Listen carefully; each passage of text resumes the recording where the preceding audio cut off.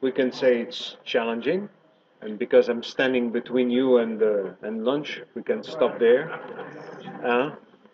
Yeah, the tricuspid valve, I don't know, has a great interest for Israeli cardiologists, so maybe it's the Israeli valve. Huh?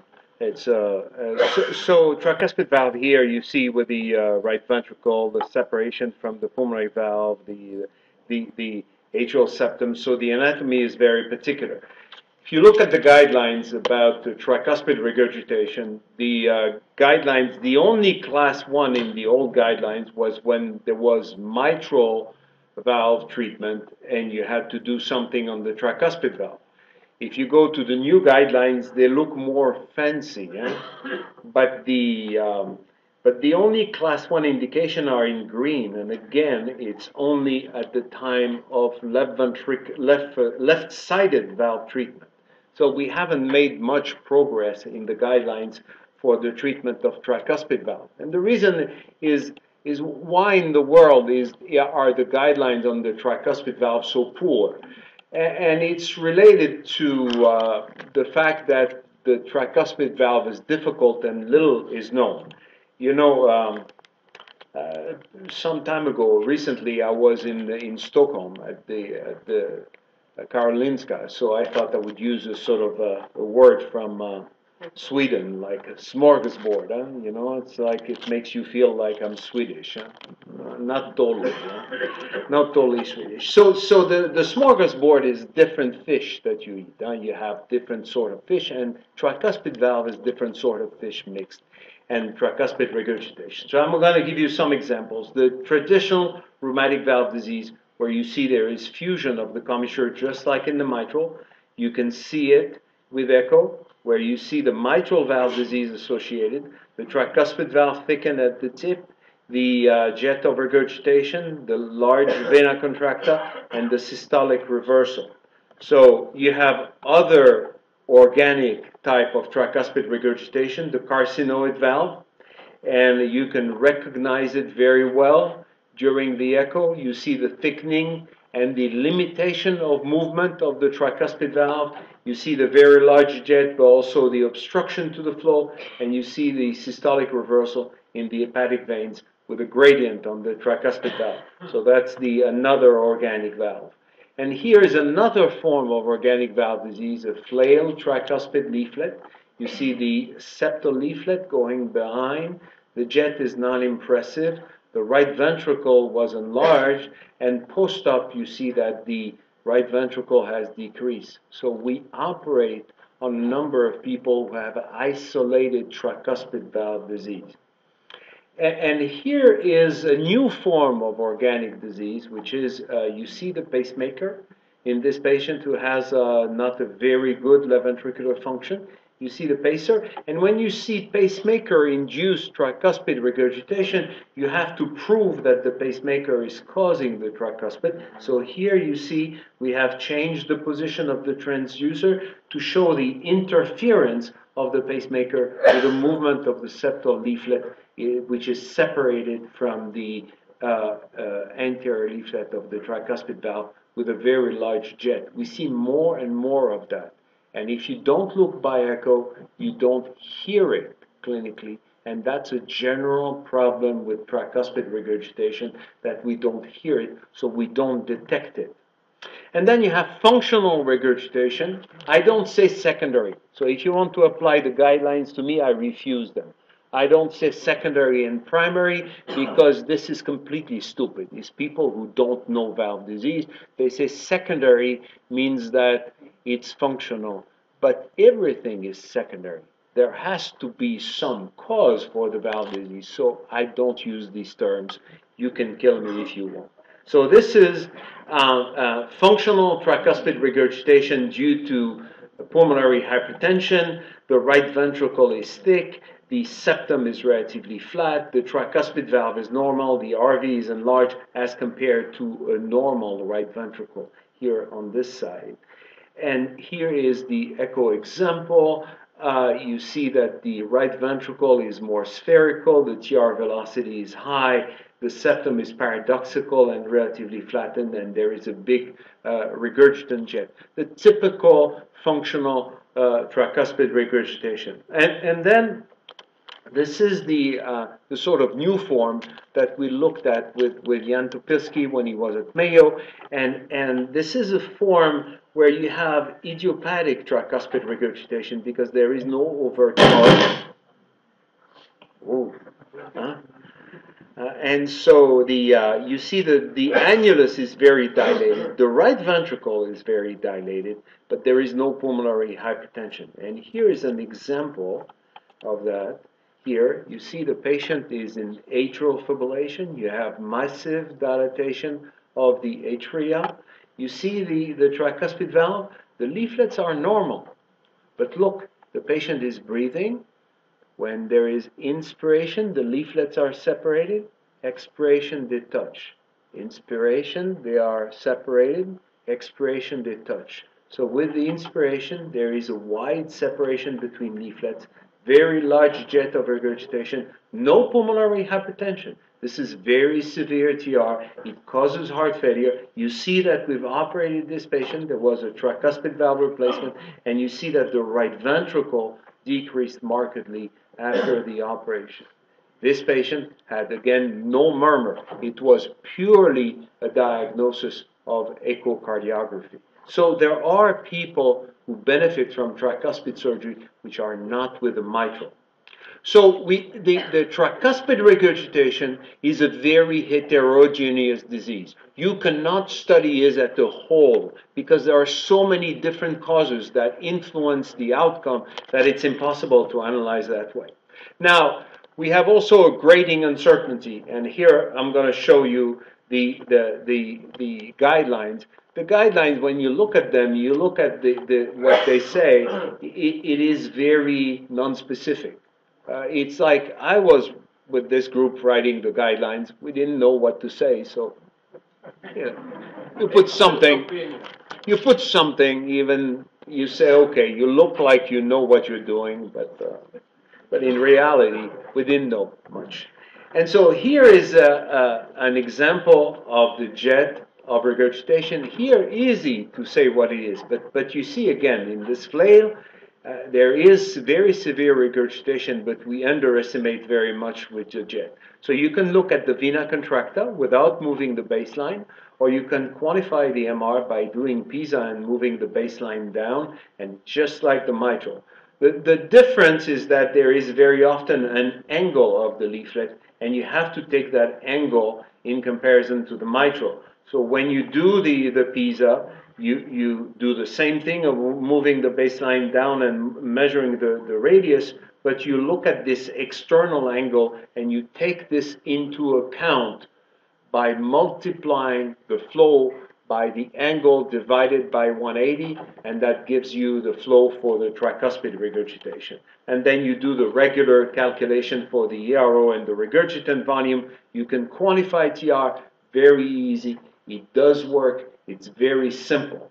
Okay, and here is an example here, but I give you the number of orifice area, 0.35. What does that mean? How do we know what the numbers mean? Is it to be interpreted just like the mitral? Is it the same number as the mitral? And when you look at the physiology of tricuspid regurgitation, here is mitral regurgitation, here is tricuspid regurgitation in orange. You see this is regurgitant volume, regurgitant orifice. And for the same regurgitant orifice, tricuspid regurgitation has smaller volumes because the pressure pushing back the regurgitation on the right side is lower, so you have less regurgitant volume. So when you look at the criteria for severity, the regurgitant orifice is the same as the MR, but the regurgitant volume is small because TR is a low volume regurgitation because it's a low pressure regimen. Now, in the physiology, we published that paper with Jan looking at what is the influence of respiration. On the right side, everything works with the respiration. Does respiration have an impact on tricuspid regurgitation? This is inspiration. We did the respirometer. And this is expiration because we measure here in expiration. And so you see that the numbers change. And in general, what we see is a complex change during respiration. So during respiration, two things happen. One, the orifice of the regurgitation increases markedly. The orifice becomes much larger. But on the other hand, the other part is that the pressure on the right side decreases. Because when you breathe, you dilate the capillaries in the lung, the resistance decreases, and even though the volume is higher, the pressure is lower in the right ventricle, so the force pushing the blood back towards the right atrium is less. So force is less, orifice is bigger, regurgitant volume is bigger, but not as much as the regurgitant orifice. That explains the Carvalho sign. With inspiration, you hear a louder murmur because the regurgitant volume increases with inspiration due to these mechanisms. Now, if we try to understand why, and it will help you understand tricuspid regurgitation, when you go from expiration to inspiration, the right ventricular length and the right atrium don't change. What changes? What changes is that the right ventricle widens. The right ventricle is like an accordion. It changes like this. So it widens at the base, and the annulus of the tricuspid valve increases too. That separates the leaflet a little bit more. With that right ventricular enlargement, there is also a little bit more tenting. You see that the leaflets are a little bit more tenting. So the combination of the tenting and the less annular coverage explain these enormous change of the tricuspid regurgitation throughout respiration. Why am I discussing those minute details of physiology? I'm a complicated guy. I like things that are complicated. But it's not just that. It is that it plays a role in what you understand of tricuspid regurgitation. When you look at functional tricuspid regurgitation, and again, we published that paper with Jan, but you're going to understand in those two images that I show you. This is an idiopathic mitral regurgitation. You see, the right ventricle is triangular, dilated at the base, because the atrium is markedly dilated, dilates the annulus, and there is that triangular dilatation. The valve comes to the plane of the annulus. Form number one of functional MR, the valve is flat on the annulus. It's pure annular dilatation. Now, the second form is pulmonary hypertension. You see the round right ventricle, it pulls on the leaflet, and there is tenting of the tricuspid valve.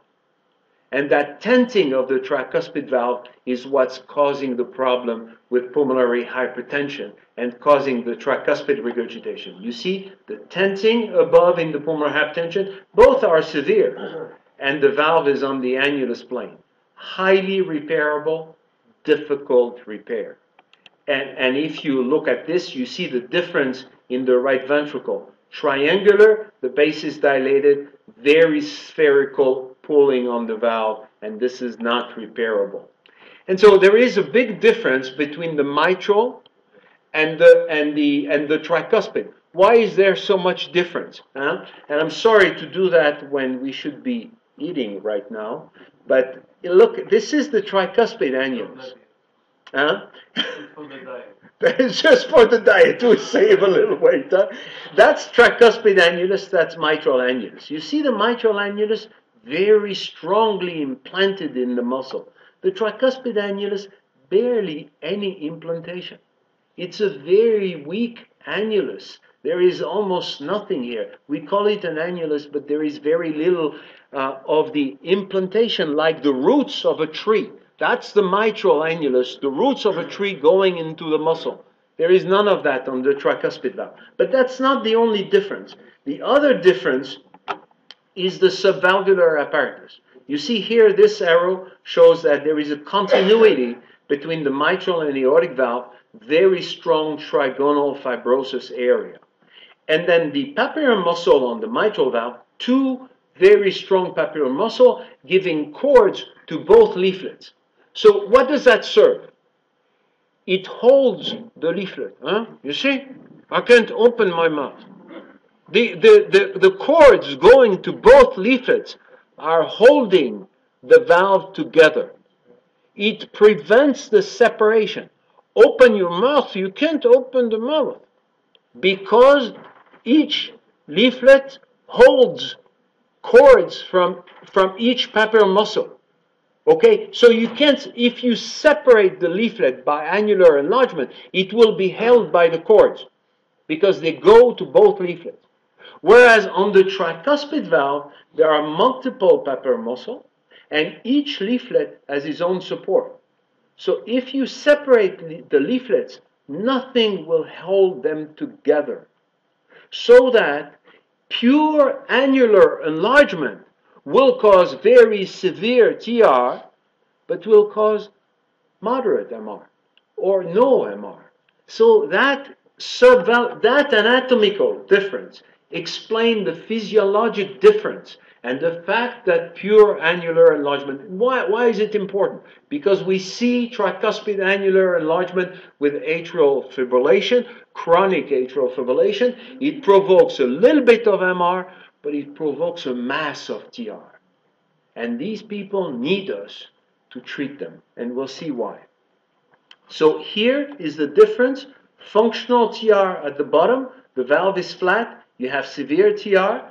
Functional mitral regurgitation, you need the tenting to produce the regurgitation. That's an enormous difference, and that tenting issue is a big difference. And the tenting, when you look at this paper on recurrent tricuspid regurgitation post-repair, the main determinant of tenting of recurrent TR is the tenting.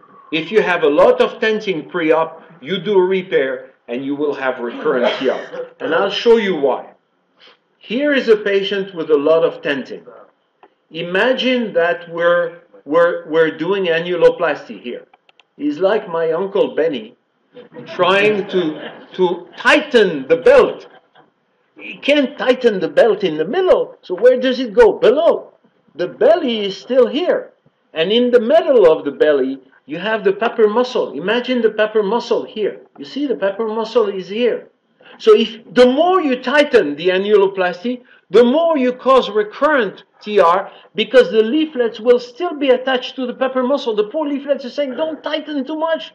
I want to come to my brother. And it says, no, you're still attached to the wall. And I tighten my annuloplasty, and the result is Zippo. You obtain nothing, you have recurrent TR because you didn't think about the mechanism before doing the annuloplasty. So don't do what my Uncle Benny does. Don't put the belt like this. Okay, so we're going to pass on the words. The last thing I want to tell you, the uncertainty and why the guidelines are so crappy is because we have no idea of the outcome of tricuspid regurgitation. So that's a paper by Alex. Where is he? He went to bed. Saying that TR is very important post-balloon valvuloplasty. Okay? So TR, the more you die. When the paper was published, that was doubtful. I went to visit in Boston and I said, I'm not sure it's true. At the same time, we had this paper from Arbulu. Arbulu was a guy working in Cook County in Chicago, and he was seeing a lot of drug addicts that had a lot of vegetation on the tricuspid valve, and he was doing valvulectomy. Valvulectomy, you take the valve completely out. So there is no tricuspid valve. And he was telling us that out of the 55 valvulectomy, everybody is doing fine. You say, whoa. On one hand, we have Alec telling us it's bad. A little bit of TR is bad. On the other hand, we have Arbulu saying, hey, I don't care. I removed the tricuspid valve. It doesn't mean a thing. You say, okay, I am a little confused here. And everybody's confused about the tricuspid valve. And so, is it a serious problem? Or is it just a spot of color that we see with echo and it doesn't mean a thing, TR? Now, everybody has read this paper. This is a paper by a guy named Nath, and they do a database dredging in San Francisco. and they look at their database and take the people who have no TR, mild TR, moderate TR, severe TR, and they say the outcome is very different, TR. And this paper is cited by everybody talking about TR. And this paper is a total nonsense. Okay? You can't take every TR together because one has a post-transplant TR with a cord that has been cut by the tricuspid valve by doing a biopsy. You have somebody who has amyloidosis. You have somebody who has severe pulmonary hypertension. And you mix all that, you shake, and what you get is nonsense. So here it shows, oh, all these groups have considerable difference in everything. The EF on the left side, the pulmonary pressure, everything. So the paper makes no sense. So when Jan came to Mayo, he said, I want to work on the tricuspid. I said, okay, we're going to work on one type of tricuspid. It's the Israeli valve. Huh? It has to be done by Israeli, the tricuspid valve. And so we're going to work on one thing, which is isolated tricuspid. But before that, I had a guy who was almost Israeli. He is from Tunisia too, Mesika Zaytoun. And he said, I want to work on the tricuspid valve too. And we looked at Flail leaflet because I thought maybe one disease, and we look at Flail tricuspid leaflet, and Flail tricuspid leaflet, their outcome is not so good. So people who have organic disease, outcome is not so good, and when you look from the beginning of the condition, there are a lot of events happening in this patient. But if you look at the details of the study, it's still heterogeneous because you have some people who have different reasons for having a flailed tricuspid and some having other conditions. So when Jan came, after we look at this paper, we said, okay, we're going to look at tricuspid regurgitation with nothing else. Nothing else, no pulmonary hypertension, no LV dysfunction, no organic disease, idiopathic, isolated tricuspid regurgitation like you see on this 3D echo. And what we did is we look at at quantified tricuspid regurgitation, and the simple conclusion is when you have severe TR, even when there is nothing else, the outcome is bad with severe TR, here quantified severe TR. And it is true also for cardiac events. If you have severe TI, you have bad cardiac events. And it's true if you have sinus rhythm or atrial fibrillation. Okay? So when you have severe TR, even if there is no pulmonary hypertension, no left ventricular dysfunction, no organic valve disease on the left side, no organic disease on the tricuspid valve, tricuspid regurgitation is a serious problem. So atrial fibrillation is the main cause of this patient. So I invite you to pay attention to your echoes looking at the tricuspid valve because you're going to find a lot of tricuspid regurgitation, and these people feel so much better when the tricuspid regurgitation is corrected that it's very important for you to look at that. So TR, very poorly understood. We need an echo that is not an echo saying, oh, there is TR, but very much details of how this TR is happening and quantified tricuspid regurgitation.